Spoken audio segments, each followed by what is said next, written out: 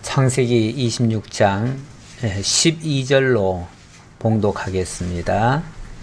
이삭이 그 땅에서 농사하여 그 해에 100배나 얻었고 여호와께서 복을 주심으로 그 사람이 장대하고 왕성하여 마침내 거부가 되어 양과 소가 떼를 이루고 종이 심히 많으므로 블레셋 사람이 그를 시기하여 그 아버지 아브라함 때에 그 아버지의 종들이 판 모든 우물을 막고 흙으로 메웠더라.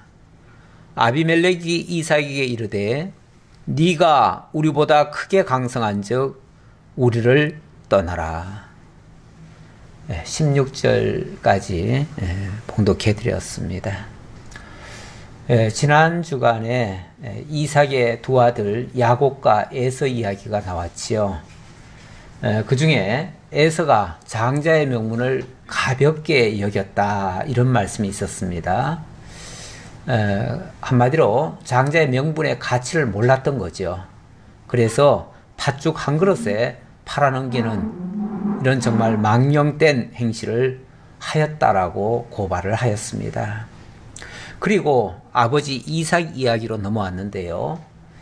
그 땅에 흉년이 들었습니다. 흉년이 드니까 어쩔 수 없이 그 땅에서는 살 수가 없었고요. 하나님께서는 애굽으로는 내려가지 말라 그랬습니다. 그래서 애굽으로도 못 가고요. 그래서 간 곳이 어디냐면 그랄이었습니다. 이 그랄은 일찍이 아버지 아브라함이 그 땅에 들어갔다가 거기서 터를 잡고 한동안 살았던 곳입니다. 그래서 아브라함이 팠던 우물도 있고요. 그곳에는 아주 생소한 곳은 아니고요. 아브라함이 이미 살았던 지역이고 어쩌면 아브라함의 땅도 많이 확보하고 있었던 그런 땅입니다. 그러니까 아무래도 이삭이 가서 살기에 무리가 없지요. 그리고 일단 가면은 거기는 내 땅이다 싶은 그런 지역이 있는 거예요. 그래서 그곳으로 가서 그 땅에 들어가서 처음에는 좀 실수를 했지요. 뭐 자기 아내라고 말을 못했었어요. 그것 때문에 하마터면 큰일 날 뻔했지요. 옛날에 아버지 아브라함이 했던 그 실수를 반복할 뻔했는데 어쨌든 하나님의 보호로 무사히 그 부분은 잘 넘겼습니다. 그리고 나서 이삭이 그 땅에 정착을 하기 위해서 뭘 했냐면 농사를 지었습니다. 원래 아브라함의 이 자손들은요, 전통적으로 목축업이 주업입니다. 그래서 어디를 가든 목축을 하는데 이삭은 그랄 땅에 와서 목축보다 이 농사가 훨씬 더 낫겠다라고 하는 이러한 새로운 판단을 한 겁니다. 이 판단이 일단은 효과가 있었어요. 그래서 농사를 지었는데 첫 해에 엄청난 큰 수확을 거두었습니다. 아마도 지금까지 겪어보지 못한 대풍년이 든 것 같아요. 그래서 그 한 해에 첫 해에 농사를 지었는데 100배나 얻었대요. 우리 흔히 무슨 일을 처음 시작했는데 처음에 일이 잘 풀리는 경우가 있어요. 그럴 때 흔히 뭐라고 얘기하죠? 뭐 초장 끝발이 좋다, 뭐 이렇게 표현하기도 해요. 그런데 또 이런 말이 초장에 좋은 것이 끝끝내 좋은가? 꼭 그렇지만 않아요. 초장에 좋았던 것이 나중에 화가 되는 경우도 많아요. 그래서 초장에 좋다고 해가지고 너무 사실은 좋아할 일도 아니고요. 초장에 어려웠다고 해가지고 반대로 그것 때문에 또 낙심할 일도 아니에요. 그런데 어쨌든 초장에 정말 참 좋았습니다. 이삭은 좋았어요. 이삭이 그 땅에서 농사하여 그 해에 100배나 얻었다. 그러면서 거기만 말이 끝나는 게 아니라 그 이어서 하는 말이 여호와께서 복을 주심으로 그 사람이 장대하고 왕성하여 마침내 거부가 되어. 와, 이거는 뭐 그냥 단순히 조금 좋았다 정도가 아니라 완전히 혁명이 일어난 겁니다. 혁명이. 사람이 일평생 살면서 직업을 쉽게 바꾸기 어렵거든요. 한 번 바꾸기도 사실은 쉽지 않아요. 그리고 한 번 바꾼다고 하는 거는요, 그 일생에 있어서 큰 모험입니다. 이 직업이라는 게 별거 아닌 것 같지만 직업 하나 바꾸기가 그렇게 쉽지 않아요. 그리고 그동안 계속해서 해왔던 일 외에 다른 것을 접한다는 것은 굉장히 어려운 겁니다. 이거는 일종의 산업혁명과 같은 거예요. 여기에서 성공하는 사람도 있지만 성공하는 예는 참 극히 드물고요. 대부분은 실패합니다. 그래서 큰 산업혁명이 있을 때마다 엄청난 많은 실업자도 발생하고요. 엄청난 사회 경제적 그런 구조가 뒤바뀌어 가지고 그것 때문에 많은 사람들이 고통을 당하는 경우가 많습니다. 그래서 세상에서도 몇 차례 산업혁명이 일어났었죠. 일어났는데 그때마다 무수한 사람들이 희생을 당하고요. 고통을 당하고 많이 죽어갔습니다. 그러다가 그 중에서 살아남은 자들이 새로운 경제 재편을 해가지고 더 발전을 하고 더 발전을 하고 이렇게 된 겁니다. 지금까지 해온 게 그런 거예요. 그러니까 지금까지 해오면서 엄청난 산업혁명은 있었는데 이런 것들을 그 기회를 잘 타는 사람은 성공할 것이고 그렇지 않은 사람들은 엄청난 나락으로 떨어질 수도 있어요. 어쩌면 우리나라도 지금 이 코로나라고 하는 이런 전대미문의 이런 사태 때문에 억지로 우리가 원해서가 아니에요. 우리가 원해서는 아닌데 억지로 혁명이 일어나 버렸어요. 산업혁명이 일어나 버렸어요. 뭐 4차 산업혁명이라는 이런 표현도 하지요. 하는데 그래서 이제는 모든 산업 구조가요. 거의 다 비대면으로 지금 바뀌어지고 있습니다. 근데 사실은 일찌감치 미래를 내다본 미래학자들은요.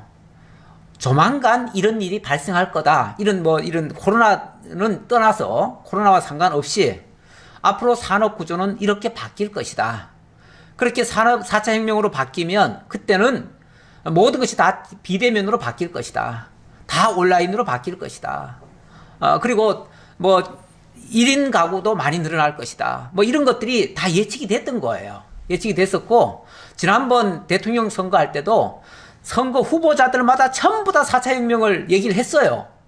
그런 일이 이제 앞으로 내가 만약에 대통령이 되면 그걸 빨리 일으켜가지고 우리나라를 한 발짝 더 도약을 시키겠다. 이런 공약들 다 했거든요.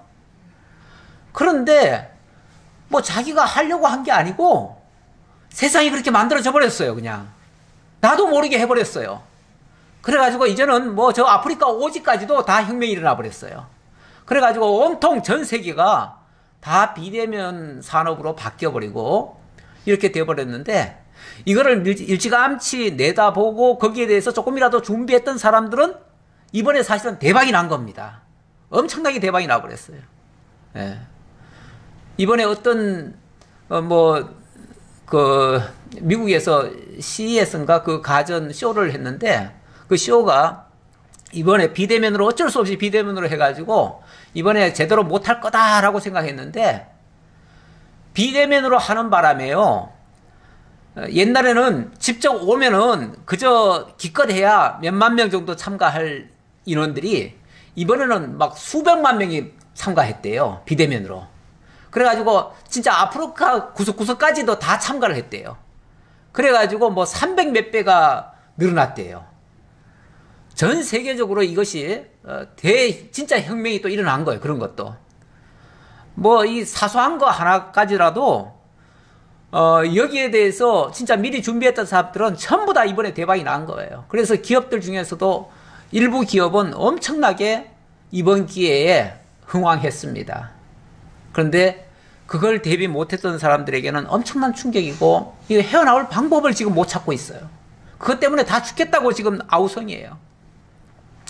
제가 이삭 얘기하다가 거기까지 갔는데 이삭이 어찌 보면 목축업만 일평생 해오던 사람이 이제 그 환경이 바뀌었다 해가지고 그 환경에 적응하느라고 거기에 맞춰서 농사를 진 거예요. 이것도 일종의 혁명이 일어난 거예요. 그들 세계에서는. 혁명인데 그 혁명에서 아니 초반에 엄청난 이건 전혀 기대하지 않았던 그 수확을 거둬버린 거예요. 그런데 이게 누가 봐도 이거는 엄청난 복을 받은 거라고 생각이 들지요. 그리고 성경도 실제로 그렇게 표현을 하고 있고요. 예. 어쨌든 무슨 방법인지 몰라도 그 지역 사람들보다도 훨씬 더 좋은 성과를 얻었던가 봐요.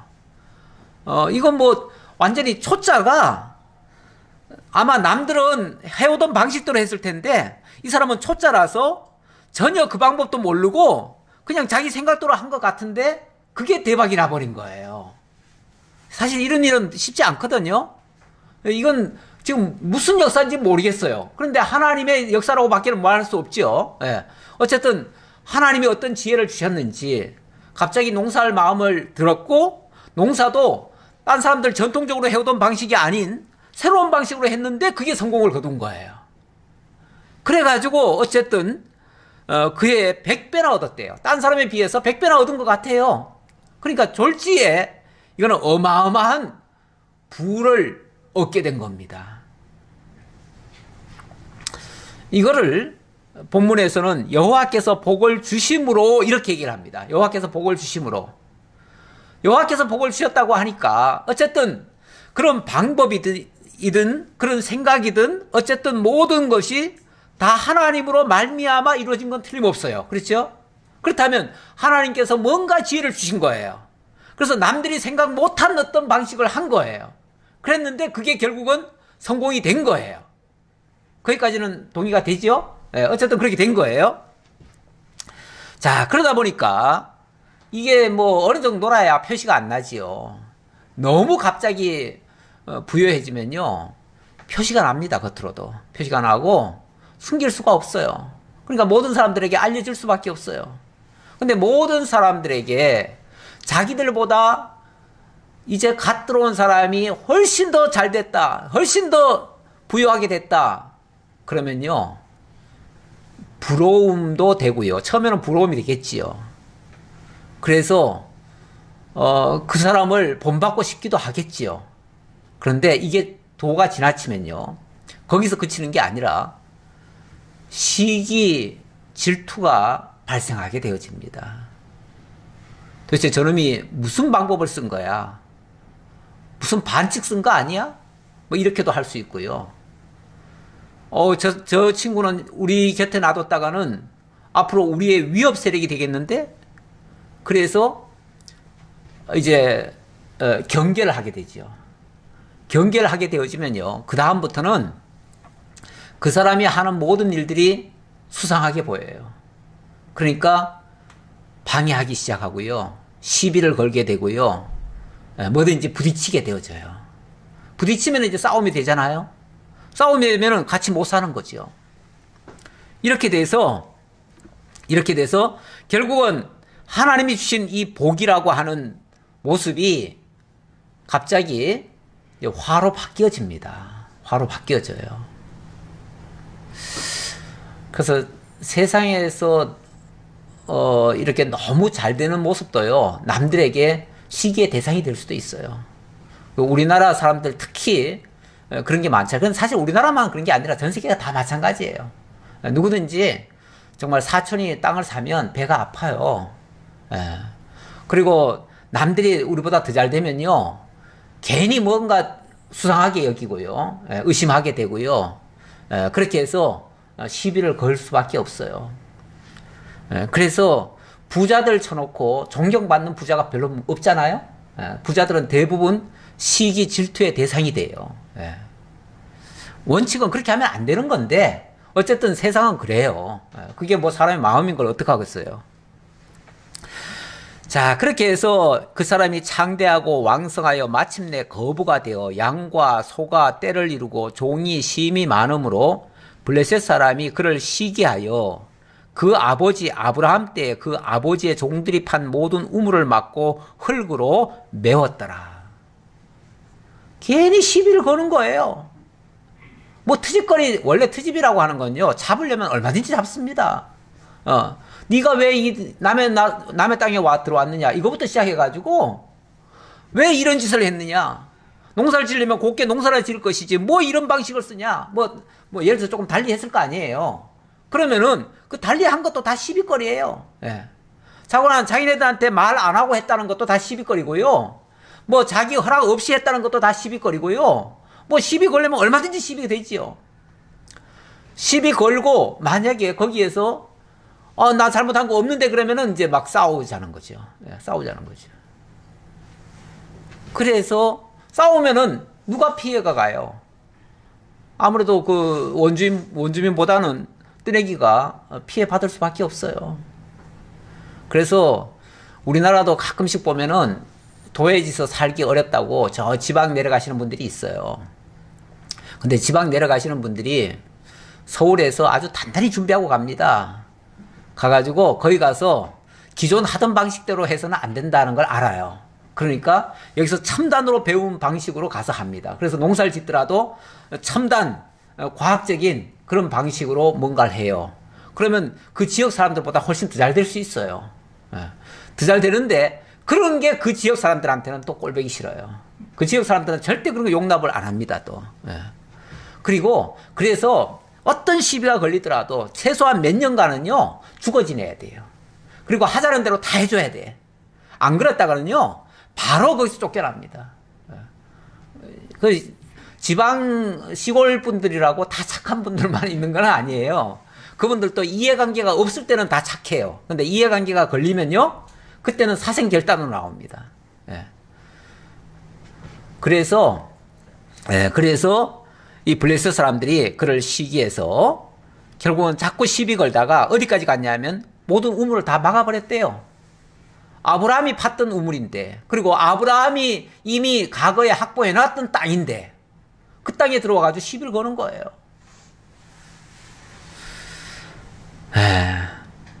거기서 끝나는 게 아니에요. 그러면 이 억울하잖아요. 억울하면은 이제 강가에 가가지고 나 이렇게 억울한 일을 당했으니까 공정하게 판결해서 우리를 이 억울함을 풀어달라 이렇게 호소할 거 아니에요. 근데 적반하장이죠. 호소했더니 아비멜렉이 한다는 말이 무슨 말이냐면, 아비멜렉이 이삭에게 이르되 네가 우리보다 크게 강성한즉 우리를 떠나라. 아니, 재판자가 공정하게 봐야 되는 거 아니에요? 재판자는 항상 공정하죠? 우리 전도서에서 보면 이 재판자들 중에서도요, 공정하지 않은 자가 더 많대요, 세상에는. 세상에는요, 원래 공정이라는 게 없어요. 우리는 공정할 것이라고 믿고 지금 뭔가를 하지만 세상은 공정하지 않아요. 다 손 안으로, 자기 안쪽으로 팔이 굽어요. 다 자기 편 들어요. 자기 사람 편 들어요. 그래서 국제 간에 분쟁이 일어나면요, 한일 간에도 분쟁이 일어나면 재판소에 가보면요, 일본 재판소는 꼭 일본 편 들고요, 한국 재판소는 꼭 한국 편 들어요. 공정하지 않아요. 미국하고 시비 걸리면요, 꼭 미국 사람들은 미국 편 들어요. 그게 세상이에요. 아비멜렉이 이 이삭 편을 들 리가 만무해요. 그러니까 막말로 세상에서 호소해도 소용이 없어요. 소용이 잘 안 돼요. 기껏 나오는 반응이 뭡니까? 네가 우리보다 크게 강성한즉 우리를 떠나라. 이유 간단해요. 너 이렇게 강성하면 우리의 위협적인 존재가 되니까 여기 못 있어, 그 말이죠. 그쪽 나라 지도자 입장에서는요, 자기보다 더 강한 자는 용납할 수가 없어요. 그렇죠? 강한 자는 용납할 수 없어요. 그래서 떠나라는 거예요. 결과적으로 하나님이 물질적으로 엄청난 복을 주신 것 같은데 그게 복이 됐습니까? 화가 됐습니까? 결국 화가 된 것 같아요. 그렇죠? 이걸 보면 이 세상에서의 복이라고 하는 게 꼭 복이라고 할 수만은 없다, 이런 것도 볼 수가 있어요. 복은 오히려 화를 부를 수도 있다 라는 것도 볼 수가 있어요. 그러니까 세상이 너무 형통하다고 막 자랑하면 안 돼요. 자랑하면요, 시비만 불러오고요, 시기거리만 남들에게 줘요. 남들 배 아프게 해서 뭐가 좋겠어요. 가능하면 너무 자랑할 거는 자랑하지 마시고 어려운 얘기들은 좀 하시면은 혹시 동정을 좀 받을는지 모르겠는데, 너무 자랑할 것들은 물론 뭐 우리 믿음의 세계 안에서는 그게 용납이 될 수도 있겠지만 저 밖에서는 용납이 잘 안 됩니다. 바깥 사람들을 우리처럼 생각하시면 안 됩니다. 바깥 사람들은 달라요. 세계관이 다르고요, 가치관이 달라요. 전혀 달라요. 신앙으로 해석하지 않아요. 자, 그래서 결국은 이삭이 쫓겨났습니다. 쫓겨났어요. 복 받고 쫓겨나고. 원래 복이라고 하는 건요, 내가 누려야 그게 진짜 복이에요. 누리지 못하는 거는요, 소유만 하면 뭐예요? 소유만 하고 누리지 못하는 건요, 그건 골탕 먹는 거예요. 그렇잖아요? 그거 지키기만 힘들어요. 예. 진짜 복은요, 누려야 돼요. 그 누리는 복을 행복이라고 그러죠. 행복. 예, 복을 누린다. 누릴 행자예요. 자, 그런데 어쨌든 쫓겨났습니다. 쫓겨났어요. 자, 그래서 쫓겨나서 어떻게 했는가? 17절. 이삭이 그곳을 떠나 그랄 골짜기에 장막을 치고 거기 거주하며. 그러니까 좋은 땅은 그냥 내버린 거예요. 평지나 좋은 땅이 있을 거 아니에요. 그런 것에서는 살 수가 없어요. 막아버리니까. 그래서 도저히 안 되겠다. 우리 그냥 골짜기로 들어가자. 골짜기는 아무도 거기는 안 하는 곳이니까, 안 쓰는 곳이니까 골짜기 들어가면은 안 건드리겠지 하고 골짜기에 들어갔어요. 네, 제가 지난번에 지도를 하나 그렸다가 별로 설명도 못하고 그냥 끝나버렸는데 조금 더 그려볼게요. 네.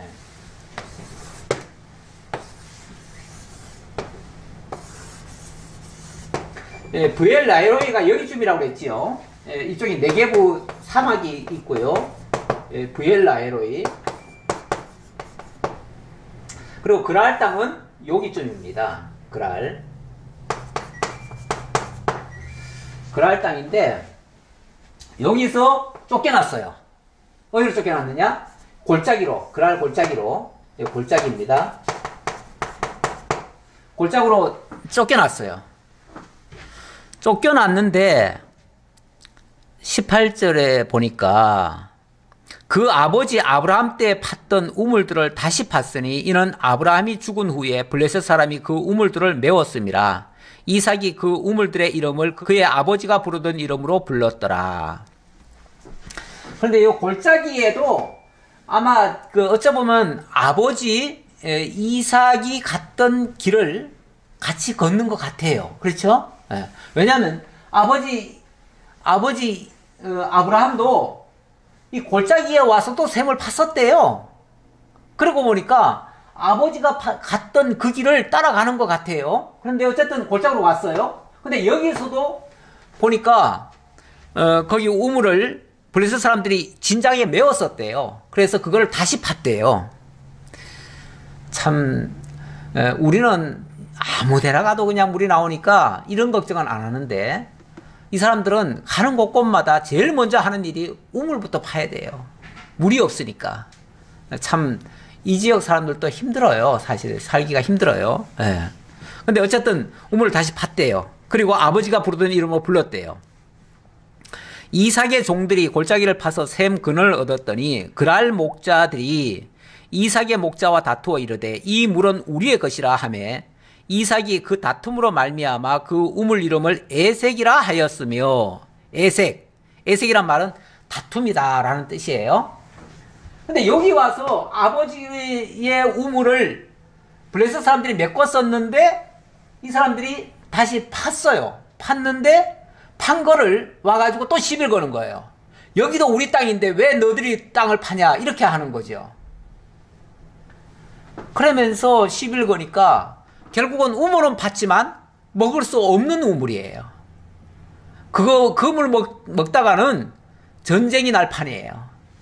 싸워야 될 판인데 뭐 남의 땅에 가가지고 싸우면서 살 수는 없잖아요. 솔직히 그렇죠? 벌써 시비가 걸렸다 하면 못 사는 겁니다. 그러면 또 옮겨야 돼요. 또 옮겨야 돼요. 말이 옮기는 거지 사실은 쫓겨나는 거죠. 또 쫓겨나는 거죠.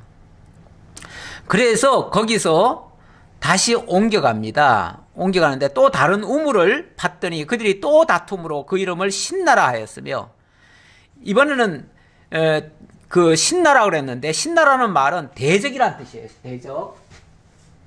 대적. 신나는 대적입니다. 그러니까 아까는 에색은 다툼이라고 그랬죠. 다툼이라고 하는 거는 일종의 시비인데요. 시비 정도인데, 대적이라고 하는 건 뭐죠? 더 센 거죠? 강도가 더 세요. 갈수록 태산이에요. 갈수록 좋아지는 게 아니고 갈수록 점점 더 험악해져요. 이제는 시비 정도가 아니라 아예 막 그냥 적으로 여기는 거예요. 적으로 여겨요. 아니, 적들과 같이 살 수는 또 없잖아요. 그러니까 어떻게 해요? 이삭이 거기서 옮겨 다른 우물을 팠더니, 그래서 이 골짜기에서 왔다가 또 여기 신나로 왔다가, 그러니까 에색이고 에색 골짜기고 또 신나로 왔다가, 신나가 이 아래네요. 신나로 왔다가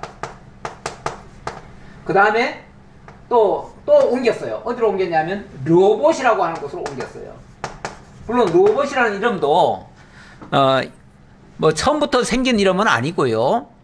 이삭이 거기서 옮겨 다른 우물을 팠더니 그들이 다투지 아니하였으므로 그 이름을 르호봇이라 하여 이르되, 이제는 여호와께서 우리를 위하여 넓게 하셨으니 이 땅에서 우리가 번성하리로다 하였더라. 이제 여기서 좀 떠난 거예요. 쉽게 말하면 이게 블레셋 지역이에요. 원래가 이게 블레셋 지역인데 블레셋 지역을 벗어난 거예요. 벗어나니까 더 이상 그들이 시비를 못했다, 그 얘기예요. 결국은 그랄 지역, 블레셋 지역에서는 나왔어요. 도저히 거기서는 살 수가 없어요. 그래서 땅을 팠더니 더 이상은 시비가 없었다. 그러니까 여기가 이제 살만한 곳이구나. 하나님이 여기서 이제 땅을 넓혀서 살 수 있도록 하시겠구나 라고 생각을 하고 안심하고 이제 거기서 살 생각을 한 거예요.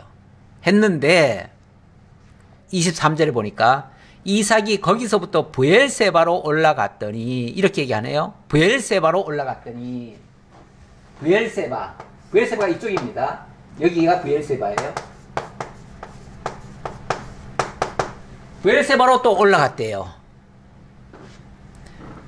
아니, 여기가 이제 살만하다. 더 이상은 이제 대적들이 없을 거다. 안심하고 있는데 왜 올라갑니까? 이번에는 누가 쫓아오는 일은 없어요. 누가 대적하는 자도 없어요. 그런데 왜 올라갔죠? 당연히 뭔가 두려움이 있는 거예요. 근데 이게 일종의, 그걸 뭐라 그럽니까? 왜 큰 피해를 입고 나면 트라우마라고 그러나요? 트라우마. 이 트라우마가 한번 생기면요, 누가 쫓아오지 않는데요, 막 쫓아오는 것 같아요. 누워서 잠만 자려고 하면은 막 내리 누르고 막 목을 잡고 죽이려고 하는 것 같아요. 견디지 못하겠는 거예요. 사람이 이런 어떤 트라우마에 한번 걸려놓으면요, 헤어나오질 못합니다. 얼마나 충격을 많이 받았으면 그렇겠어요. 그러니까 결국은 여기가 아무리 땅이 좋아도, 아무리 그냥 이 물질이 많아도 다 포기하고 그냥 나올 수밖에 없어요. 결국은 그 많은 복을 다 내팽개치고 오면서 아마 다 하나씩 다 잃었을 거예요. 다 잃고 다 빼앗기고 다 나중에는 포기하는 거예요. 자기가 그냥 포기하는 거예요. 포기하고 브엘세바로 왔대요. 그랬는데 어찌 보면 다 포기한 거 온 거 아니에요? 물질적으로는 다 잃은 거 아니에요? 그런데 거기서 하나님이 나타나십니다. 24절, 그 밤에 여호와께서 그에게 나타나 이르시되 나는 내 아버지 아브라함의 하나님이니 두려워하지 말라. 내 종 아브라함을 위하여 내가 너와 함께 있어 내게 복을 주어 내 자손이 번성하게 하리라 하신지라. 사실 지금까지 참 그래도 좋게 좋게 온 거죠. 온 건데 많은 사람들은 그렇게 생각합니다. 사실 이 장면을 가지고 아브라함이 이 복을 받았다. 이 12절에 나오는 말씀, 그의 100배나 얻었다. 그리고 여호와께서 복을 주셔서 장대하고 왕성하고 마침내 거부가 되었다. 이 부분만 강조하시는 분들이 참 많아요. 아마 이 장면을 설교 들으신 분들이 있을 거예요. 많은 분들이 이 장면을 가지고 굉장히 좋은 걸로만. 근데 왜 이렇게 복을 많이 받았을까? 아브라함이 참 겸손하고 순종 잘하고 그렇게 시비 거는데도 대항도 안 하고 이렇게 온유하게 이렇게 했기 때문에 복을 받은 거다. 이렇게 얘기하는 사람들이 있는데 제가 봤을 때는 그건 선우가 바뀌었어요. 바뀐 거예요. 오히려 그렇게 온유해가지고 복을 받은 게 아니고요. 대항할 수가 없었어요. 대항할 수도 없었고요. 어쩔 수 없이 쫓겨났어요. 결국은 얻었다가 다 빼앗겼어요. 다 잃었어요. 결국 마지막에는 다 포기하고 그리고 브엘세바로 올라오니까 그제서야 하나님이 나타나셔가지고 약속을 해주시는 거예요. 그러니까 어찌 보면 결과론적으로 봤을 때 하나님의 섭리 쪽으로 봤을 때 하나님이 그쪽으로 가게 하신 거 아니겠어요? 저는 그렇게 봐요. 하나님이 그쪽으로 인도하신 거예요. 물질적으로 복받을 만한 장소로 인도하신 게 아니고 세상적인 것은 다 내려놓게 만드는 그런 하나님이신 거예요. 어찌 보면 그 많은 물질, 그 많은 종들, 그 많은 것들 다 포기하게 만들고 그냥 하나님 한 분으로 만족하게 만드는 이런 모습이에요. 결국 하나님이 브엘세바로 인도하셨고 나중에 어디로 갔냐면 요 위에 헤브론이라는 데가 있습니다. 헤브론. 여기쯤이죠. 헤브론이 있고 또 요 위에 뭐가 있냐면 예루살렘이 있습니다. 우리 하나님이 결국은 여기서부터 자꾸 올려가지고 어디로 가게 합니까? 나중에는 헤브론에서 죽어요. 헤브론에서 죽는데 원래 이삭이 어디 있었죠? 처음에 왜 아브라함이 그 어린 시절에 그를 바치려고 했잖아요. 그 바치려고 한 산, 그 모리아 산이 있는 데가 어디죠? 네, 예루살렘 쪽이에요. 네. 그러니까 여기 원래 있다가 어떻게 따라오다가 이리 온 거예요. 이리 왔어요. 여기까지 왔어요. 왔는데 여기까지 온 자를 어떻게 한 거예요? 다시 끌어올리시는 거예요. 다시 끌어올리시는 거예요. 우리 하나님이 원래 약속했던 장소, 원래 하나님이 하셨던 그곳으로 이끌어 들이십니다. 이끌어 들이셔요. 예. 왜냐하면 단순히 뭐 살기 좋은 곳으로 인도하려는 게 목적이 아니잖아요. 그렇죠? 그게 목적이 아니고 하나님이 아브라함에 주신 그 언약을 계승해 주고 그 언약이 실현되게 하시려는데 오히려 목적이 있기 때문에 그렇게 하려면 처음에 언약하시거나 처음에 하나님과 그 어떤 맺은 그 장소가 매우 중요해요. 그래서 하나님은 결국은 그쪽으로 이끌어 들이시는 거예요. 네. 이렇게 하시려고 결국은 하나님이 주변의 모든 환경을 그쪽으로 몰아가신 거예요. 몰아가신 거예요. 네. 어쩔 수 없이 안 가고는 못 빼긴 거예요. 자기는 여기다 머물라고 그랬어요. 처음에는 그란이 너무 잘 돼가지고 그란에서 살려고 했죠. 근데 여기 못 살아요. 또 나중에는 또 르호봇이라고 하는 데 가서 정말 여기서 이제 평생 살리라 했잖아요. 자기가 우리가 이 땅에서 여호와께서 우리를 위하여 넓게 하셨으니 이 땅에서 우리가 번성하리로다 이렇게까지 했잖아요. 여기서 아예 살려고 아예 작정을 해버렸어요. 근데 하나님이 두려운 마음 주시니까 이거 못 견디겠는 거예요. 그래서 결국은 브엘세바로 갔고 브엘세바에서 하나님이 언약을 상기시켜 주십니다. 그러면서 거기서 아버지 아브라함에게 약속한 그 내용을 다시 한번 알려줘요. 그러면서 두려워하지 말래요. 두려워하지 말라는 말은 그 전에 두려워했었던 얘기죠. 얼마나 두려웠으면은 누가 가라고 하는데 밀지도 않는데 자기 말로 갔잖아요. 그렇죠? 예, 자기 말로 결국은 포기하고 가버렸잖아요. 그만큼 두려운 거예요. 사람이 너무너무 무서우면요, 물질이 중요한 게 아니에요. 우선 마음 편한 대로 가야지 어떻게 하겠어요. 그러니까 모든 걸 다 포기하고 간 거예요. 그런데 거기서 오히려 하나님이 나타나셔서 그 모든 문제, 지금까지 있었던 모든 문제의 근원을 다 해결해 줘 버리신 거예요. 그거는 결국은 하나님의 언약을 확약받고 그 언약을 계승하고 그 언약이 이루어지게 하시려는, 거기에 하나님의 근본 뜻이 있었다, 이렇게 볼 수 있겠습니다. 그제서야 이삭이 깊이 깨달은 겁니다.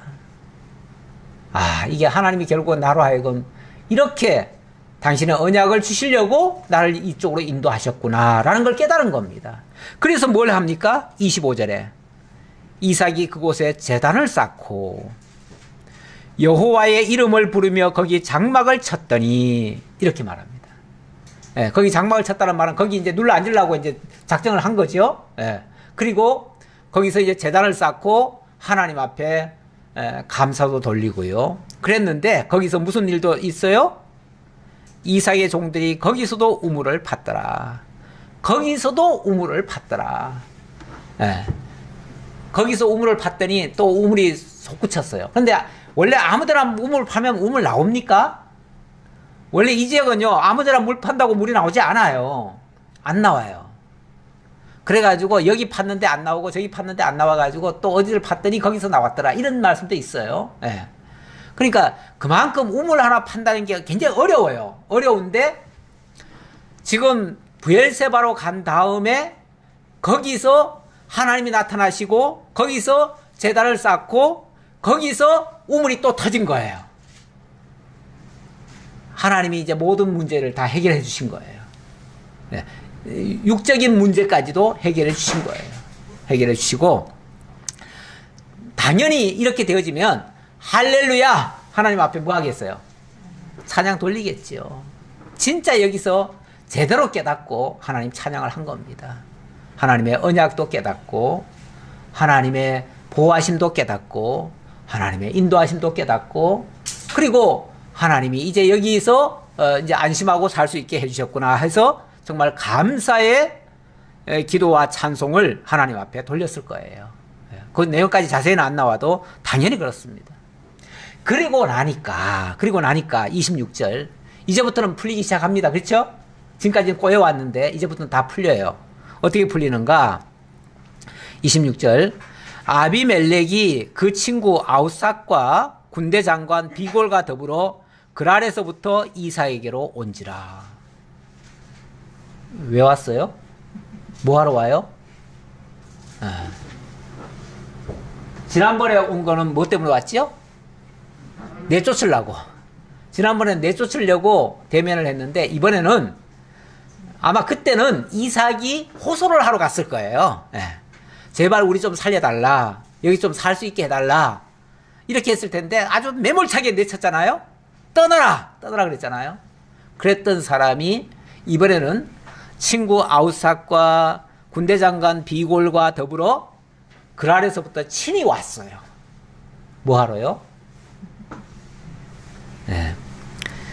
그랬더니 이삭이 그들에게 이르되, 너희가 나를 미워하여 나에게 너희를 떠나게 하였거늘 어찌하여 내게 왔느냐? 이제는 이제 주객이 전도가 됐어요.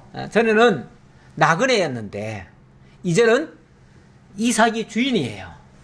그리고 저 외지에서 왔으니까 그 사람들이 나그네인 거예요. 오히려 와가지고 이제 협상을 하더라도 이쪽이 이제 주도권을 가지고 이제 하게 돼 있는 거예요. 어쩌면 그 사람들이 사과하고 앞으로 잘해보자고 좋게 하기 위해서 뭔가를 두렵게 느낀 거죠. 사실 지난번에 너무 매몰차게 내보냈잖아요. 그리고 나면 만약에 이삭이 세력을 확대하거나 뭘 하면요, 나중에는 자기네들을 위협하는 세력이 될 수도 있어요. 그러니까 뭐 하러 온 거예요? 미리 이제 예방주사를 올려 온 거지요. 그래서 앞으로 평화조약하고 우리 서로 싸우지 말자. 사람들이 원래 자기 유리할 때는 절대 협상 안 하다가도 자기 불리하면 협상으로 하잖아요. 그래서 왔어요. 그랬더니 이삭이 이번에는 좀 큰 소리 쳤습니다. 너희들이 미워서 나를 내보내놓고 왜 왔느냐? 라고 했더니 그들이 이르되 여호와께서 너와 함께 계심을 우리가 분명히 보았으므로 우리의 사이 곧 우리와 너 사이에 맹세하여 너와 계약을 맺으리라 말하였노라. 실토를 합니다. 가만히 보니까 너는 그냥 한 사람이 아니고 너의 하나님, 그 하나님이 너와 함께하는 모습을 봤다.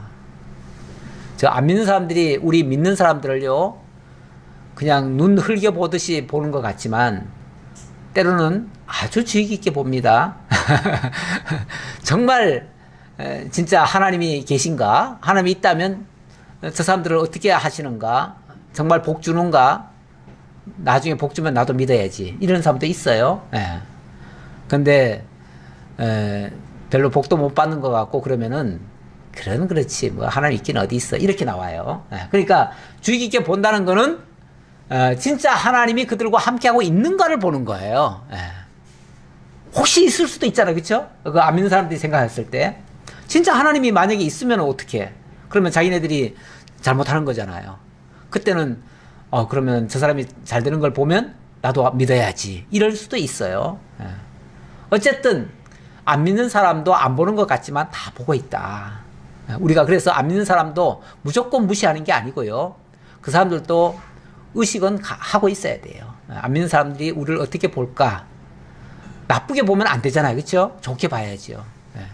그런데 우리 믿는 사람들 너무 믿음이 좋으신 분들은 안 믿는 사람들 전혀 의식 안 해요. 그 사람들이 저 다 지옥 갈 놈들이 우리한테 어쩌고저쩌고 이렇게 얘기를 해버려요. 그러면서 완전히 그 사람들 무슨 생각 하든지 간에 욕을 하든 말든 그러면 다 더 지옥 갈 일이지 그러면서 무시해버려요. 근데 그렇게 하면 안 되고요. 그들 앞에서도 우리가 본을 보이는 모습을 보여야 돼요. 하나님의 사람이 다르다는 것도 오히려 보여줘야 될 판이에요. 그런데 그렇게 하지 못해가지고 우리가 욕을 먹는 거예요. 자, 어쨌든 이 사건을 통해서 이삭에게 하나님이 내가 너와 함께 하고 있다라는 것을 뭐 한 거예요? 확인시켜 주는 거죠. 하나님이 물론 앞에서 너 두려워하지 마라. 내가 너와 함께 하겠다. 이렇게 말씀을 하셨지만 진짜 그렇게 하는지 안 하는지 솔직히 잘 모르잖아요. 근데 저 안 믿는 사람의 입을 통해서도 만약에 그런 확증이 들어오면은 틀림없잖아요. 그렇죠? 야, 진짜 하나님 지켜주시는구나. 진짜 하나님이 저 내버려 두는 것 같은데 그 고통 받을 때는 저 안 믿는 사람들이 막 괴롭힐 때는 진짜 하나님이 계신가 안 계신가 하나님이 계시면 어떻게 이런 일을 당하고도 내버려 두시는가 이러겠지만 하나님은 안 지키신 게 아니에요. 그들을 안 막으신 게 아니에요. 잠시 그때는 잠시 내버려 둔 것 같았지만 결국은 하나님이 함께 하신 거를 저 안 믿는 사람들에게도 보여주신 거예요. 그래서 이 사건이 오히려 이삭으로 하여금 하나님이 자기와 함께하고 있다는 확실한 지금 증거를 해준 거예요. 그러니까 어찌 보면 여기서 많은 일을 당했잖아요. 이 당한 것이 이삭에게는 하나님이 함께하고 있다는 것을 여러 측면으로 지금 증거를 한 내용이에요. 그러니까 우리도 세상 살면서 어려움 많이 당하지만 실제 하나님이 안 계신 게 아니고 함께하고 있다는 것을 우리가 깨달으면 좋겠어요. 깨달으면 좋겠는데 너무 힘들다 보면 그런 생각까지는 못 미치죠. 우리가 못 미쳐가지고 때로는 하나님 계시면 어떻게 이러실 수 있습니까 하고 때로는 원망도 하지요. 가끔씩. 그런데 그거는 올바른 생각이 아니다. 오히려 지금 원수들이 겁을 내요. 원수들이. 자기네들이 또 한 짓도 있으니까 혹시 또 보복할까봐 그것도 두렵고요. 어쨌든 그들이 오히려 지금은 고개를 숙이고 들어와가지고 평화조약을 맺자고 이렇게 지금 나옵니다. 그러면서 29절 너는 우리를 해하지 말라. 이는 우리가 너를 범하지 아니하고 선한 일만 내게 행하여 네가 평안히 가게 하였음이니라. 이제 너는 여호와께 복을 받은 자니라. 참 편안히 보내줬네요. 그렇죠? 참 주단을 깔아가지고 안전하게 보내줬네요. 네. 근데 안 믿는 사람들은요, 해코지만 안 해도 잘해준 거예요. 네. 그렇게 생각하셔야 돼요. 우리 예수님 그랬어요. 해방만 안 해도 다 돕는 자라고요. 그렇죠? 우리가 세상 사람들한테 뭐 많은 기대하시면 안 돼요. 세상 사람들이 우리를 막 예수 믿는다고 이렇게 떠받들어 줄 것 같죠? 전혀 그러지 않아요. 욕만 안 하면 다행이에요. 저 예수 믿는 것들 욕만 안 하면 우리는 다 그분들도 우리를 돕는 자들이다. 이렇게 생각하고 우리가 선대하면 돼요. 그런데 괜히 저 사람들은 우리 예수 믿는 사람들 꼴보기 싫어하니까 우리는 선대할 필요 없어. 무시해야 돼. 이러면 안 돼요. 그냥 대적만 안 하면 우리 편이에요. 우리 위하는 자예요. 어쩌면 그런 사람들이 있기에 우리가 하나님의 자녀인 것이 더 기쁘고 더 보람되고 정말 우리가 정말 하나님의 은혜에 더 감사하지요. 그러니까 안 믿는 사람들도 한 역할을 다 단단히 하고 있으니까 우리는 늘 감사하자. 이 정도로 보시고요. 자, 계속 갑시다. 이삭이 그들을 위하여 잔치를 베풀매 그들이 먹고 마시고 아침에 일찍이 일어나 서로 맹세한 후에 이삭이 그들을 보내매 그들이 평안히 갔더라. 예, 이삭이 선대를 해줬습니다. 어찌 보면 한때는 원수 같았는데 원수의 머리에다가 뭐 한 거예요? 예, 숯불을 얹어준 거예요. 예, 그래.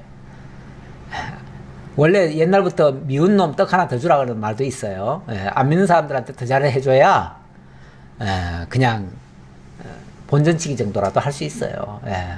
그런데 안 믿는 사람들을 안 믿는다고 해가지고 무시해버리면요, 그들은 나중에 보복할 수도 있어요. 그러니까 안 믿더라도 우리는 최대한 잘해주는 것이 우리들의 도리입니다. 예. 그래서 안 믿는 세계를 향해서도 우리가 때로는 자비도 베풀고요.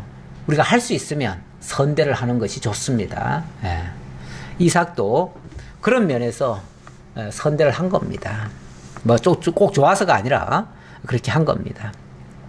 그날에 이삭의 종들이 자기들이 판 우물에 대하여 이삭에게 와서 알리어 이르되 우리가 물을 얻었나이다 하매 그가 그 이름을 세바라 한지라. 그러므로 그 성읍 이름이 오늘까지 부엘세바더라. 물을 얻었나이다. 네. 자, 아까는 사실은 우물을 팠다 그랬죠. 우물을 팠더라. 우물 팠다는 것에서 이제 한 단계 더 나간 거죠. 우물이야 어디든지 팔 수 있죠. 근데 물을 얻는다는 건 쉽지 않다니까요. 그런데 이제 물까지 얻었어요. 그러니까 선대해주고요, 평화조약 맺고요, 물까지 터지고요. 이제는 정말 하나님 앞에 감사할 일만 남았지요. 예, 그 장면에서 부엘세바라 이렇게 이름을 했다 그럽니다. 자, 이렇게 해서 어찌 보면 이삭의 여정이 어느 정도 정리가 됐습니다. 아브라함에 비해서 그 여정이 한 장에다가 다 담아놨어요. 예. 근데 이게 사실은 이게 1년 얘기겠습니까? 이게 벌써 몇 년에 걸친 얘기예요. 이게 상당한 기간을 걸친 얘기예요. 그리고 이제 그 자식들은 다 커가지고 이제 장가갈 때쯤 됐어요. 그러니까 이게 벌써 몇십 년 된 얘기인데 이런 일이 있었다, 이런 일이 있었다라고 중요한 얘기만 지금 뽑은 거지 사실은 한참 동안 이런 일이 진행됐었다라고 보셔야 됩니다. 그리고 34절 이제 이삭의 이야기도 어느 정도는 이제 마무리가 된 겁니다. 마무리가 되고 어디로 넘어가냐면 그의 아들 이야기로 좀 넘어갑니다. 에서와 야곱 이야기가 넘어가는데 우선 에서 이야기부터 나오네요. 근데 에서 이야기 하면은 좋은 얘기 같아요, 좀 나쁠 것 같아요. 지난번에도 에서가 그때는 조금 어렸을 때인데 그때는 좀 망령된 행실을 했다 이런 표현을 했는데 정말 하나님이 잊어버린 행동, 그런 행동을 했는데 역시 그런 모습을 보이네요. 그런 모습이 나타납니다. 어디서 나타나냐? 34절에 보니까 에서가 40세에 해쪽 속 부에리의 딸 유딕과 해쪽 속 엘론의 딸 바스맛을 아내로 맞이하였더니 그들이 이삭과 리브가의 마음에 근심이 되었더라. 근심이 되었다. 이거는 굉장히 이삭의 그 내외에게는 엄청난 충격이고 고통스러운, 정말 이거는 전혀 그들이 원치 않았던 일, 해서는 안 될 일, 이렇게 규정할 수 있는 일이 되겠지요.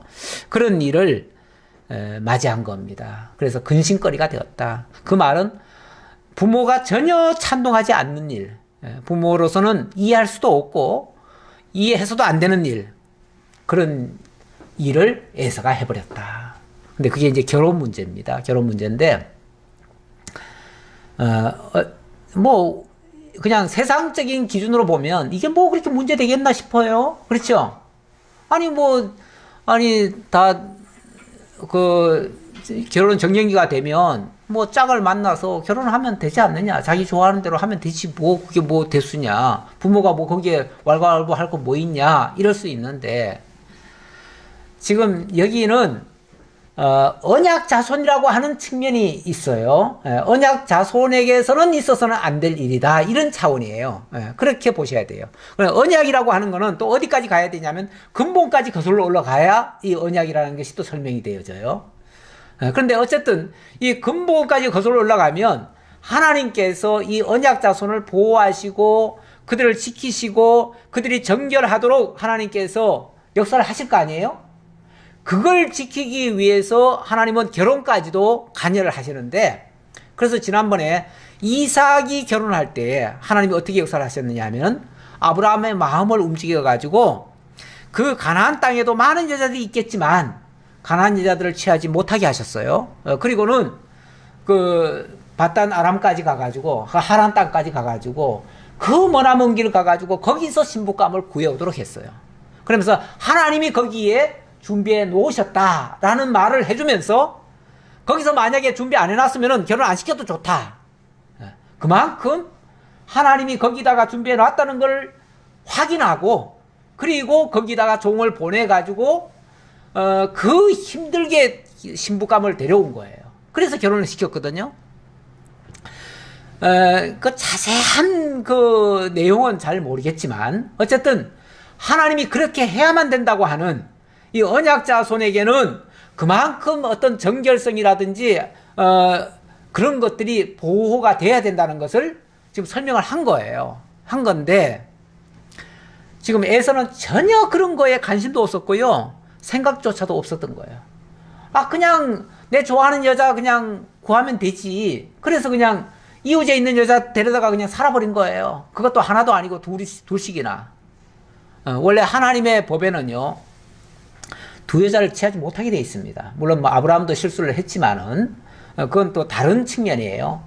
하나님의 언약을 자기 생각대로 이루려다가 그 첩을 취했던 거죠. 그거는 이제 자식을 낳겠다고 하는 그것 때문에 거기에 함정에 걸려가지고 그렇게 했는데, 그것과는 또 차원이 달라요. 이거는 그냥 육신의 정욕대로 한 거예요. 그야말로.